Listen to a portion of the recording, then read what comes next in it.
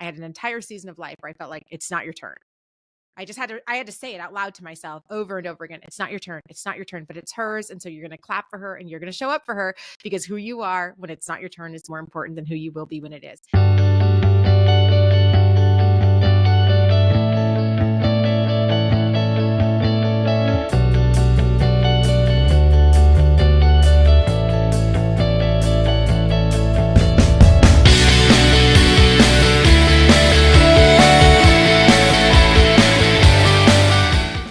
To Made to Shine. As you just heard in that introduction, we are in for such a delight and such a treat today. We have the beautiful and amazing Heather Thompson Day with us on today. And why I wanted Heather on is, as you all know, here at Made to Shine, we believe every single person has a ministry. It's not just preachers, it's not just pastors, it's the way you live your life. Going to your college dorm room or in high school, just the way you hang out with your friends and treat your parents. And Heather, I've seen from afar you do that with, you host this podcast, you're a writer, you're a teacher, you're a wife, you're a daughter. I mean, you, in all the spaces that you hold and occupy, have this light about you that I've seen from afar. And so I'm so excited and honored to have you on Made to Shine today to just pour light into this upcoming generation we see. Absolutely my honor. Thank you so much for having me. Oh, well, so excited. And I know obviously you do a lot. And I think it's very easy in this day and age, especially for the younger generation, to look at someone like you doing all you do and associate the road to get to all these accomplishments with ease, right? And I think that's the biggest kind of miscommunication in our world right now. So kind of back us up and give us almost the most important pieces of context, if you will, to this story of this person that I'm speaking to right now that kind of shaped your heart. Yeah. So I actually just posted a reel like a little bit ago today that I think encapsulates what I want to say. I would say who you are when it's not your turn is more important than who you will be when it is. Wow. And so I think we always look at people's lives, or we look at our own lives. I know I did this for many years, and I still have to have conversations with myself about this in the morning. We look at people's lives and we think, life starts when I get there. Life starts when I get married. Life starts when I have kids. Life starts when I get the job. My life will start when I get the book deal. Okay, I'm going to get it together when all X, Y, and Z falls into place. And I am telling you, friend listening right now, your life starts right here. Because who you are when it's not your turn is more important than who you will be when it is. We just hit our 100th episode on Viral Jesus, my podcast, this today, actually on Thursday today. And I was just thinking about, it is not hard to do a podcast when you know you're going to have thousands of downloads. That's not hard. And it doesn't take character. And I would say it doesn't mean that God has called you to it or put you there. What was hard and what takes character and what takes integrity is to show up day after day after day when you don't know if anyone's even going to listen. That's hard. Right? So our lives don't start when we get to where we think we should be. Our lives start when we decide to show up where we are. And when students sit in my office, this happens all the time. And they say, I don't know what the purpose to my life is. I'm just trying to figure out my purpose. And I tell them, purpose is not like a destination.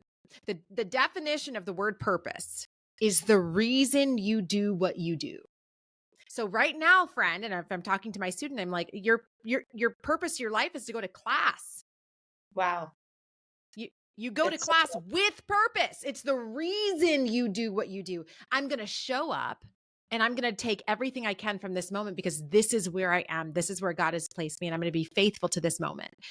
Christians, my desire is that we will raise an entire generation that sees their lives this way and start showing up and being faithful to what God has actually placed in their hands, not what we wish he had placed in our hands. That is so good. Okay, what first came to mind was, I don't know if you've seen this TikTok. It's of this little boy. I mean, he's got to be in first or second grade, and his mom's filming him because he's talking about the part he got in a play for the Nativity. And he's like, he's British. I'm not going to try to be British right now. My British accent's horrible. But he was like, Mom, guess what part I am? It's a classic. And she was like, Jesus? He's like, no. And she was like, Joseph? No.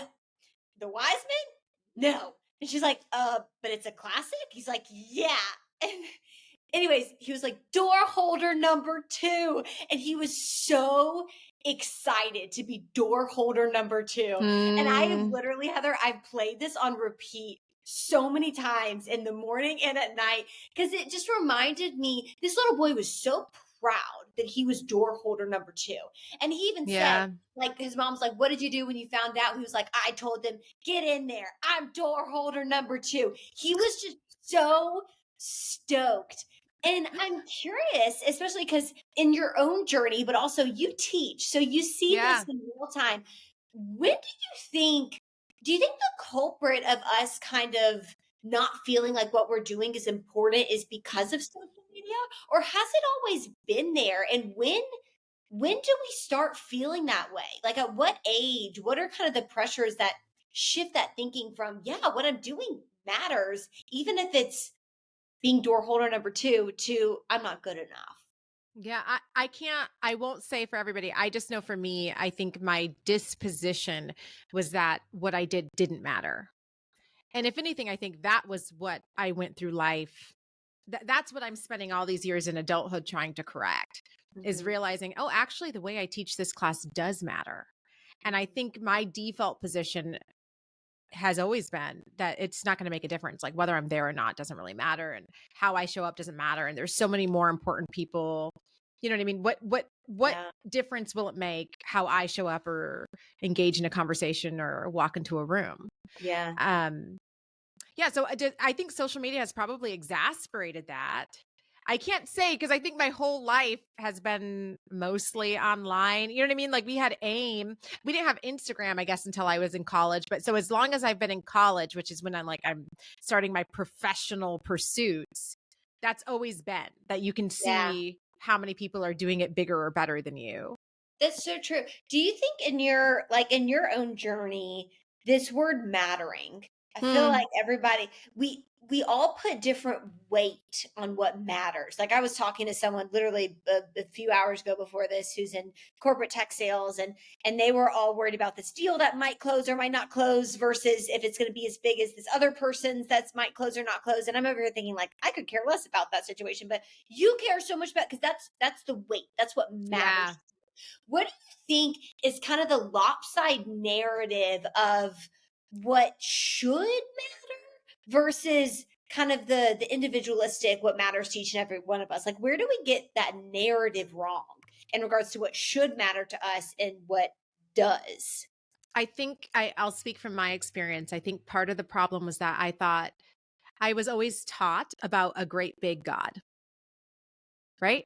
This great big God that shows up in great big ways for great big people. And Mm. so when I didn't see myself at all in that narrative, I couldn't connect. I didn't know how to connect that great big God into my everyday normal life. Does that make sense? And Oh I can yeah. remember the day I had lunch with a friend. It was in October, would be probably 5 years ago now, on my college campus. And I had just pitched another book that, in this time, like the publisher sought me out. And so I thought, this is it. It's finally going to happen. I'm going to get a book deal. And it fell through. And I didn't even want to go to this lunch anymore because I was I just felt so defeated. And I go into the lunch and I told her, oh, my book got rejected and blah, blah, blah. And I just remember she said to me, like, Heather, your life doesn't start later. And part of the problem is that you think that it's a great big God. She was like, my God is small. And he's as present with us in this lunch as he is when I'm looking for my keys or when you're going to walk across campus and where you're going to teach that class with 5 kids in it. Like the God that I know cares as much about these small pieces of our life as the big ones. And so I think part of that great big God conversation has caused a lot of us to only think that we matter to God if we do something big for him. Instead of, which I really think now, like my whole philosophy has changed. Like now I often, like if I go speak in a church group or a women's Bible study and there's like 20 people there, I walk down that hallway before I go on stage and I'm like, wow, God, like what an honor. Mm. Like I know that this is so important to you Yeah. that I would get up here and that these people would even show up for 10 people, 5 people, 15 people. Like that's the upside down kingdom of God. And we all have to start looking at our lives in that context. Yeah. Wow. Did that So, all that to say, something I was talking about with my mom the other day on a walk was like, Mom, I really need to start falling in love with the mundane Mm, because I feel like I'm living for, at the time, it was like the next thing, like the next high, yeah. like the next, like what's the Yeah. next? And I was like, I really need to learn how to be like, God is in my mundane, in my brushing my teeth, in my putting my hair up. Like he's in all of it. And so that's so funny that you say that. And I'm curious because I think about in my own mind, I'm like, okay, Heather, did you get that way because of like a humbling experience? Like, did God Mm, proactively humble you to get to that point? Or was that just an intention that you set? And the reason I ask that is I'm thinking for the people listening that are like, you know what, I agree with you, but they're going to turn this off and go right back to. yeah. So is it almost like it's a reaction based off of something that happened? Or can people practically do something now to experience that appreciation of God in the mundane? That is a good question. I think for me, I kept having God not answer the prayers that I kept praying. And I didn't know, I guess the reaction that I had, and we all, you know, get to decide how we're going to respond. I've actually changed my whole philosophy on this because I used to think that like the story that God is creating in our lives is like the events. And now I realize, oh, it's always been us. Like it's how we respond to whatever the event is. That's the story. And so whether it's a good story or a bad story is always about how we Wow. navigate the circumstances that we're in, whether big or small. So for me, I just was praying. I had this whole season of life. I wrote a book about it called It's Not Your Turn. I had an entire season of life where I felt like it's not your turn. I had to say it out loud to myself over and over again. It's not your turn. It's not your turn, but it's hers. And so you're going to clap for her and you're going to show up for her because who you are when it's not your turn is more important than who you will be when it is. And so I don't think I've ever gotten to a point where, to be honest, Annie, where like I love the mundane. I get up and I have worship every single day. It's very important to my structure of how I do my life because I really believe in showing up fully to everything that I'm in. And so Yeah. like I have to talk, like people say, "Oh, God's going to give you this well that runs over." For me, I have to dig. It's not just been Mhm. given to me. I have to seek it and place myself before it, and I do that. I'm militant about my worship with the Lord every single morning, and I walk my block at like 6 a.m. every single morning, and I just say to God, like, give me your spirit for this day. That every before I got on here with you, I think, give me your spirit that I may show up to this thing, God, as if I'm on Good Morning America. Let me care about every single thing I do in such a way that brings you glory by me just entering into that space as if you've called me to be there, right? Our anointing begins the day we believe we have one. So the second you start seeing your life as if it matters, I promise you, you're going to walk into rooms different. And you're going to start thinking about the person who's sitting there next to you. You're going to start to think, what if they're not here by accident? Like, what if I'm supposed to talk to them? What if all of this actually matters? And once you start living your life as if it matters, you'll start seeing things change. I'm not talking about in big ways. For me, this is the example I give. I left that lunch with my friend Tatiana, and I walked into my classroom, and it was a class after lunch. There was probably 6 students in there. Their heads are on their desks. They don't want to be there. Yeah. And I just thought to myself, okay, my God is small. I'm going to teach this class as if it's the most important thing I'm ever going to do in my entire life. I'm going to teach this class as if God has anointed me and called me to teach this class. Typically, if I had walked into a room with 5 students in their heads on their desk after lunch who don't want to be there, I would just be like, okay, let me just get through what we got to get through and I'll let you guys go. This day, because I was on this new thing with the Lord, I said, I'm going to show up. And so I taught that class as if I was in a lecture hall with like 300 people. It was probably over the top, but I really gave it to them. And afterwards, a student came to my office who I hadn't talked to much before. And she said, "Hey, I just want to thank you because something you said, I can't even remember what it was, but something you said in the lecture today was an answer to a prayer I've been praying for like the last 7 months about what to do after graduation. So I just want to thank you for what you said. And so I was just like, yeah, of course. She walks away and I go, oh, I sat in my office and I go, oh my goodness. What if I had just phoned it in? What if I had just said, let me get through this, guys, and I'll let you go? Like, what if I didn't believe that I was actually there on purpose? She would have not heard the answer that she had been praying to hear. And then I started to think, oh my goodness, how many times in life has God placed me or positioned me in a place and I missed it? And then other people go to bed and they say, well, God, you don't hear my prayer, or God, you're not answering me, or God, but God sent me to be an answer and I didn't fulfill my end of the bargain. Right. So that's what I'm saying. We fill up, we dig every single day. Lord, make sure I don't miss something that you've brought into my life today. Make sure I don't miss a person that you brought into my life today. And we just show up to our lives as if it matters. And little by little, I'm telling you, not that like I'm still not on Good Morning America, but I have students that write me thank you notes at the end of the semester. And that for me has been enough to say, oh my goodness, like it mattered. It all actually mattered. If it matters to one person, it matters. I can promise you that to the Lord. That is so true.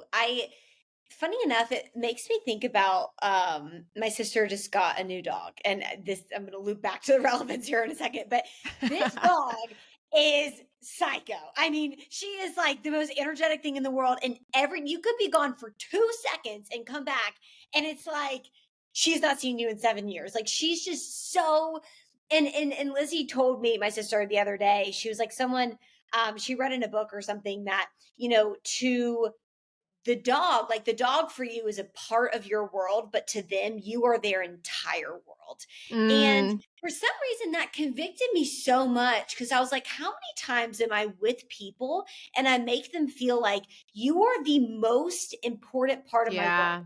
Like, I want you to know I am here with you. I am so excited to be with you, no matter who you are, your story, or where we are, where we're meeting. And I think what I love about what you said is you, looping back into the beginning, you mentioned purpose. People are so freaked out about their purpose right now. Yeah. And I think people are, I mean, purpose anxiety is a literal term. And especially my age, I know I went through this period where I was afraid of missing it.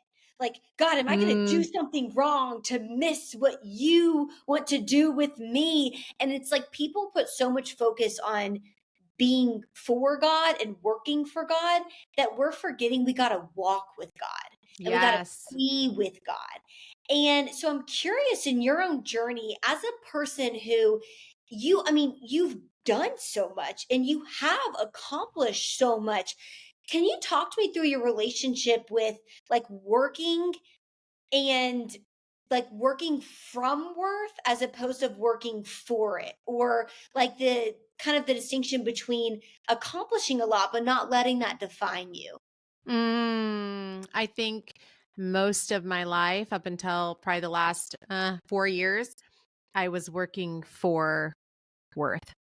I Mm. mean, when people, anybody who, so here's some of my backstory. There's Viola Davis. She has a book that's called Finding Me.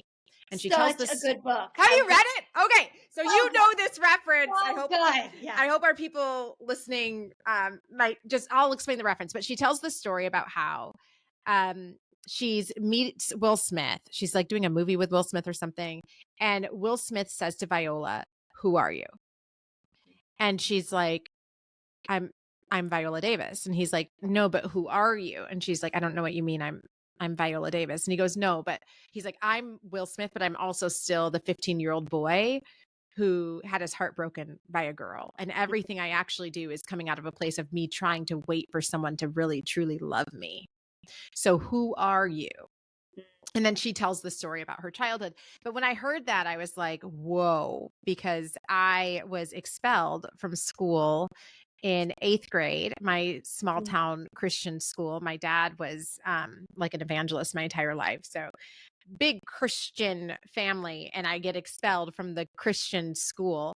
And I've realized that I've spent the majority of my life trying to like be somebody that my parents would be proud of. right? Like trying to vindicate whatever that story was that I perceived, not just my school to have kicked me out, but I really perceived it to be because it was Christian, like the church, or like God has expelled. I'm never going to be good enough for these people. That's how I felt. Mm. And so I spent most of my life, and this was not a conscious choice, but my decision to I never took a break from school. I never took a summer off. I finished my PhD, I think by like 31, something like that. Published, I think I'm on my like ninth book. Those aren't actions of somebody who is like secure in who they are. That was somebody who was desperately trying to prove to my Wow. parents, who have always loved me, but I was still trying to earn it, from the people in my community, from church life. I will be good enough. When will it be? Is it good enough yet? Is it good enough yet? Is it good? If I do one more book, that was my entire life. And it has only been in the last 4 years and I don't even know how it happened. I just think God is so good that God started to like change my perspective and Mhm. helped me realize, like, Heather, I don't care. I really don't care if you write another book. Mm. I You are good enough just for like who you are. Right. And then all of a sudden, and this is the season I'm in right now, where I'm not needing, or I'm trying to not need, other people's validation for who I am. Right. Like, so here for me, it's a writer, and whoever's listening, insert your thing. But I had this moment a year and a half ago where I was like, okay, if I don't publish another book and I feel like my gift is writing, like what do is publishing a book what makes me a writer, or is me writing what makes me a writer? Mm. And so then I started writing these newsletters that I don't get paid for. And it's like my smallest community. I only have like 2,000 people that subscribe to this newsletter. So I send out this newsletter every single Friday night at 7 o'clock. And it's just like every single week, I just think about, what have I learned this week? How have I seen God? What has challenged me? How have I seen the Spirit speak to me? And I write this little encouraging email that I send to people. And it's the best thing I've ever done. And it's like this space that I feel like, you know what? If nothing else changes in my life, if I never become a New York Times bestseller, if my publisher tells me, this is your last book, this next one that's coming out, I'm still a writer, right? Because I am. And I Hmm. don't need the approval or a committee or a list to tell me what I believe God has called me to do. And so I just want to say to the person who's listening, whatever it is you think you are, you just serve in that thing, and you don't need permission. You don't Mm. need approval. You figure out, can I just do this Mhm. without whatever it is I think I'm waiting on to prove that now I'm good enough? Other people validating your work or what you do or who you are. Such a deep that cuts deep, I think, for all people.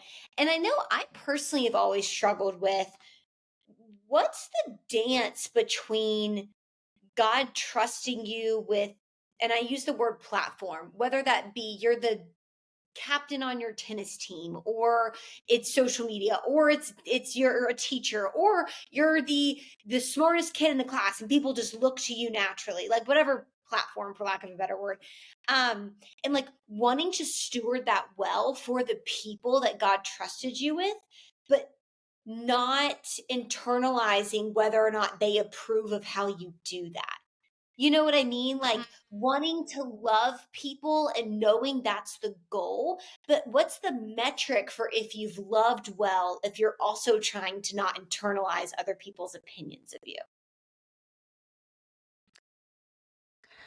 That's a good question. I'm thinking, like, so just there's a bunch of things going through my head. I know, like, narcissism doesn't care whether or not you love me. I just want your adoration. So I guess that's what I would say. Are you looking for like love and to love well, or are you looking for adoration? There's a difference. Ooh. And I think social media plays well to adoration, which is like literally the tendencies of narcissism. So I would be, that's what I'm saying. Like, for me to do this newsletter to 2,000 people, Mhm. I'm doing that because I feel called to it, not because am I serving this thing or is it serving me? I'm serving Mhm. this thing. Does that make sense? Oh, Like, yeah. it's the good shepherd.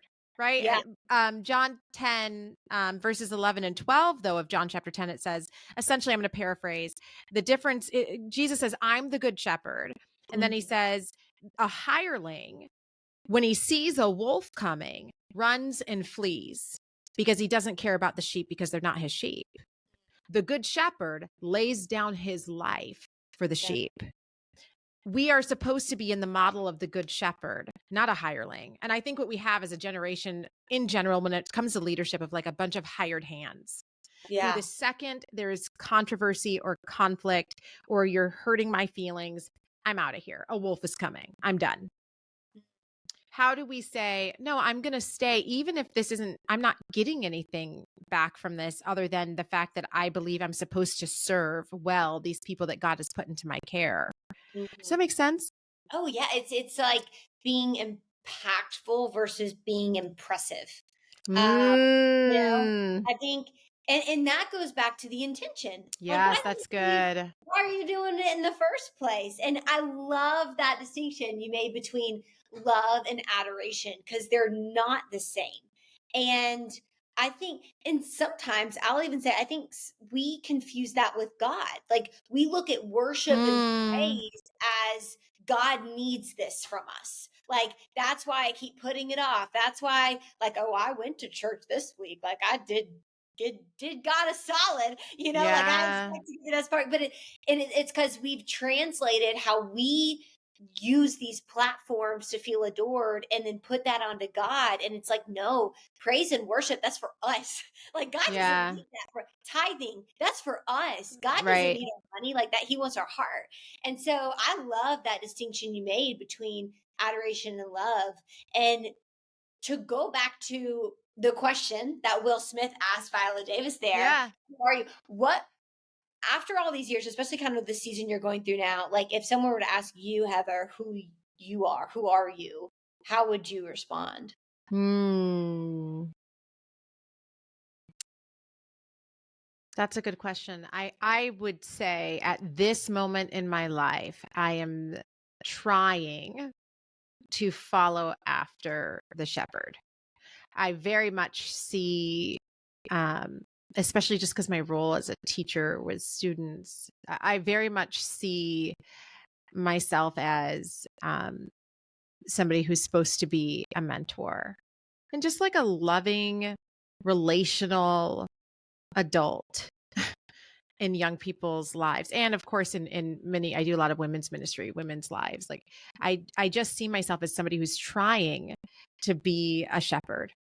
And specifically, I am especially drawn to people who consider themselves to be lost sheep because I very much resonate with that idea and that story because I feel like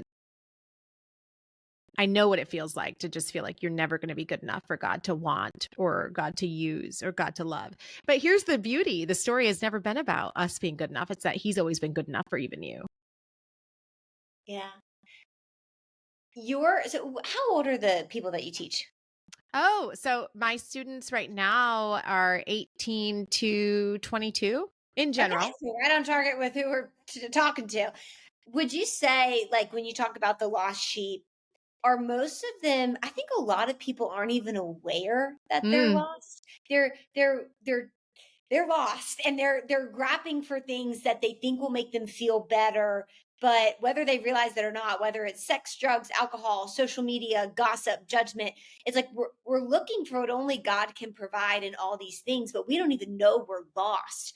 In your experience teaching, do you see most people have that awareness, or is it a few that are like, I need help, Heather, I'm lost? I would say I have been shocked at how well this generation communicates for themselves. Hmm. Is pretty self-aware, and I think some of this has to do with like TikTok therapy and all this vocabulary. I I feel like I don't know, maybe it could just be where I am. I don't want to say, I'm not going to put this on all people. In the spheres I have been in, there's been a lot of sense that people are lost. When I say lost, I don't mean like salvifically. I mean like I don't know what's going on in my life. I don't know Yeah. how to keep showing up. I don't know if I'm supposed to be in this program or that program. I don't know what my relationship with my boyfriend or my girlfriend's supposed to be. I just feel lost in life in general, Yeah. right? Yeah. I need direction. I have never I've been teaching for I think like 12, 13 years. Only in like the last 3, it's really been since COVID, has there been such an intense vocabulary of young people of saying, "Help me. Mm. I don't know which way to go." Do you think that's circumstantial just with COVID Hmm. and everything we went through? Or is it something that's always been a question, but for the first time now, because of maybe social media, we have language for it? I would love to I mean, we know from the research that like COVID has changed society. Yeah. It has literally changed people's brains. So I can't say. I don't remember. I think in my generation, I was lost more so without knowing it. With them, I feel like they know it. I feel like people are I used to love teaching college because it was like this pixie dust magic fairyland place where everybody's like, I can be anything. And Yeah. that's just not it anymore. I don't hear that. People Mm. don't know quite literally how to get out of bed. I've never seen this before in this generation. And so yeah, I just really think they need good quality shepherds and leadership and mentors. And so I'm grateful that you're doing this podcast because I'm Yeah. telling you it matters. It does. It matters. And I think there's beauty in what you said about people coming to you and like speaking up. And I mean, talk to me about have you, because, there you're reaching back right now to shine light for people that you can potentially mentor and be a mentor to, even if you never meet them face to face. But you yourself, like knowing the importance of being that, it probably means you've had mentors in your life. And Hmm.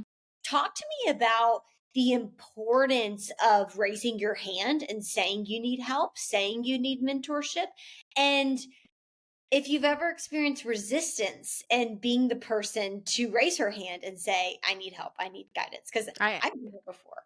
You said what? I've been there before. Like my comfort zone is being the helper and the mentor.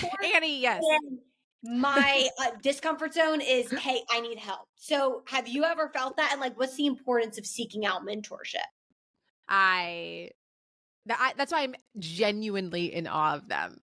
I never went to a professor and said, like, I don't even think I ever asked if I could meet with somebody on office hours if it wasn't about my schedule. This Mm. generation is different. They are literally saying, I need a mentor. I need direction. Will you help me with the? I mean, very good at the vocabulary. Not my experience at all. I, in some ways, maybe I was spoiled. Like my dad was my greatest mentor. So maybe some of that has to do with that. I had this person who I really admired spiritually and who I really trusted. And his health isn't good now. So he's Mm. just, I'm learning to love this very different person right now. And so, yeah. And I was really lucky that I almost don't even like to tell the story because I don't want people to feel like I just think everybody wants this and I don't know why I got so lucky, but I will tell the story because maybe you can be this for somebody else. I Yeah. got really lucky and had somebody um, reach out to me and say, like, I feel from the Lord that I'm supposed to. Actually, Wow. a couple times. I've had 2 times.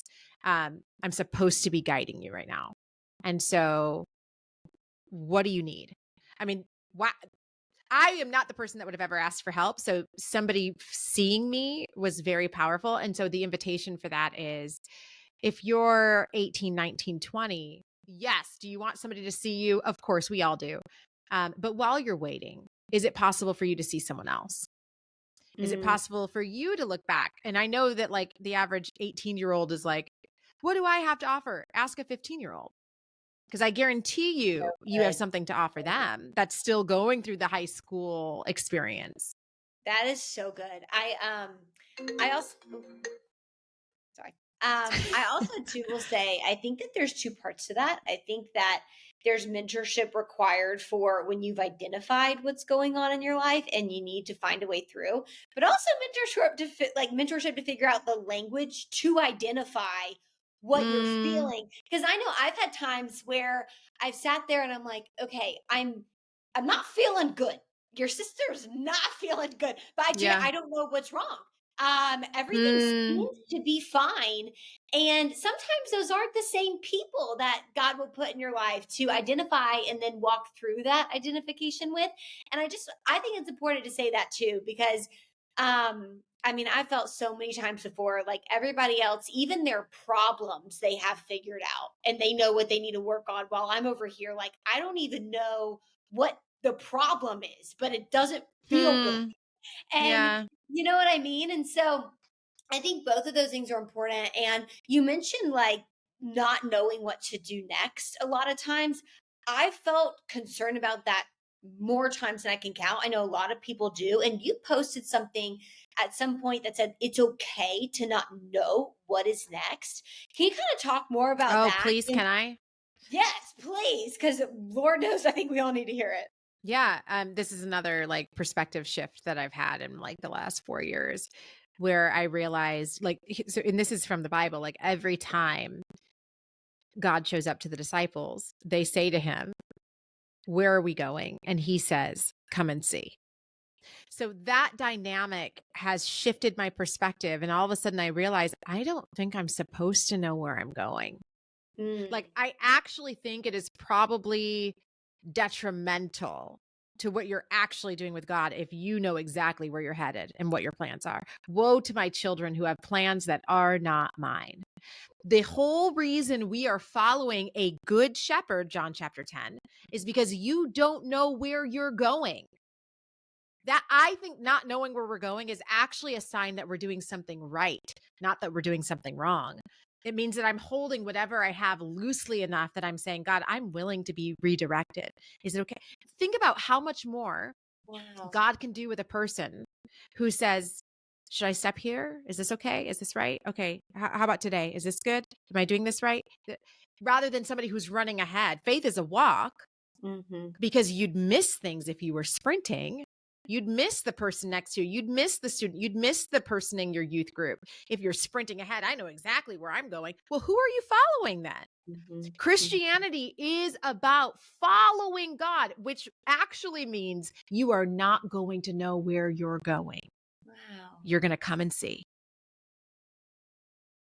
In my mind, I'm just thinking about we live in such a self-help, self-development world. I definitely like when I was younger, I read all the books and I Mm, made all the vision boards. And it's like you're coached. If you aim for nothing, you'll hit it every time. I've had a penny for every time I heard that. Like if you aim for nothing, you will hit it every time. And so that's so interesting because you're sitting here so accomplished, like you've done so much, and it's saying okay, I'm following Jesus, right? And I think sometimes people miss that on the journey. And I guess my next question though would be around how do you identify what's your job versus God's? Because mm. part of me is it's like the free will versus like God is still sovereign piece, that dance of, well, I'm not just going to sit here and do nothing, right? So what am I supposed to do then? Show up to your life with purpose and let God worry about all like where he's taking you. You know what I'm saying? Okay. I'm not talking Yeah. about going through life hands off.